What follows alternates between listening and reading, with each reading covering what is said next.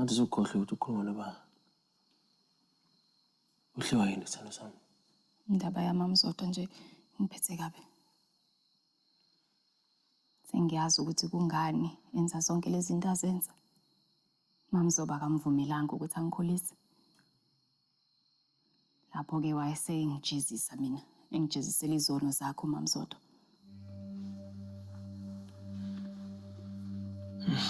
Sure. Yasithando sami ngiyazi ukuthi siphila emhlabeni akunabantu abanonya nobusathane. Kodwa yabona uMamzobe uhamba yedwa. Sekucacile mvelasi ukuthi kungani ayingihlukumeza kanje yonke le minyaka. Ngikhula wayengisola ngaso sonke isikhathi. Angisolele nezinto engazenzanga. Bamkhuza nobuntu. Benoxolile. Kodwa aqhubeka ngijezisa. Wayengajezisi mina kuphela. Wayejezisa noma Mzodwa. Ngoba uyazi ukuthi wayehleze ebukile. Kodwa kongeka ayengakwenza.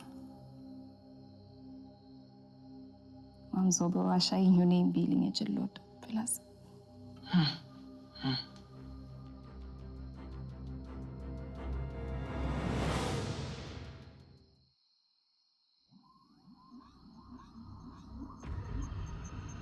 Hawu. Abangithi sengiguqukile nje ngayishiya indlela zami zobubi. Ifunani la?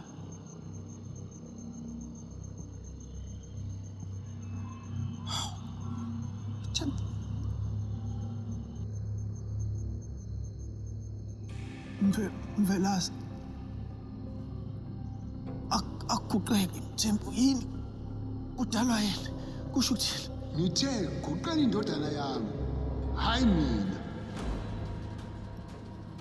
Indodana yakho.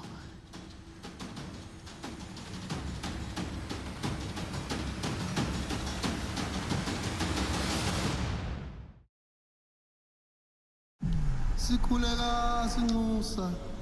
Sikhuleka sibonga wena wasendulo. Sikhuleka Mvelase. Umnisi wemvula. Ngiza kuwe baba ngenhlonipho. Ngiza kuwe ngokuzithoba. Ngonile baba. Ngone kakhulu. Ngivumele ukuthukuthela kwenhliziyo, ngavumela nempakamo ukuthi kungibuse. Ngicela uxolo kuwe Mvelase. Ngicela ungangiflatheli. Kodwa ungibambe ngesandla ungikhombisa indlela.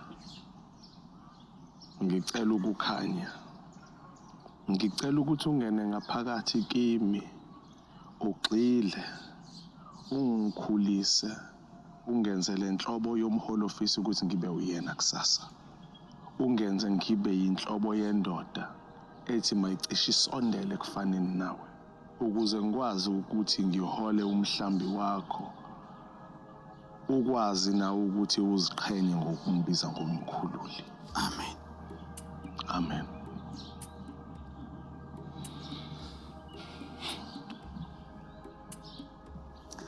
Hayi cha, sekulungile-ke kodwa-ke khona la kuzomela siphuthumele khona. Khona manje. Khona manje ngeke kusalinda nokulinda asiphuthume.